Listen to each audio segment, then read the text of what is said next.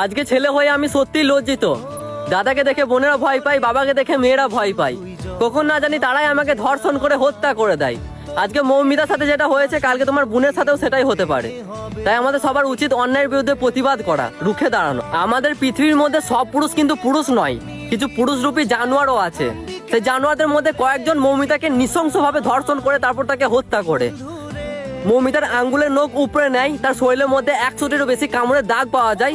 একটা রাক্ষস মানুষকে পেলে যেরকম ভাবে শিকার করার চেষ্টা করে, ঠিক সেরকম ভাবেই তার শরীরের মধ্যে গভীর ক্ষত পাওয়া যায়। মৌমিতার যৌনাঙ্গের মধ্যে গভীর ক্ষত পাওয়া যায়, যৌনাঙ্গ দিয়ে রক্ত বের হয়, যৌনাঙ্গ মাথার ক্লিপের দ্বারা আটকে দেওয়া হয়। কতটা জঘন্যভাবে তাকে ধর্ষণ করা হয়, তারপর তাকে হত্যা করা হয়। একবার কল্পনা করে দেখো, 20 থেকে 22 জন মিলে তাকে ধর্ষণ করে তার শরীরের মধ্যে 20-22 জনের শুক্রাণু পাওয়া যায়। প্রতিদিন বাসে, ট্রেনে, রাস্তাঘাটে কত মহিলাকেই না নির্যাতন হতে হয়। কখনো কুনি চলে যায় প্রাইভেট পার্টে, কখনো একটা অশ্লীল ছোঁয়া।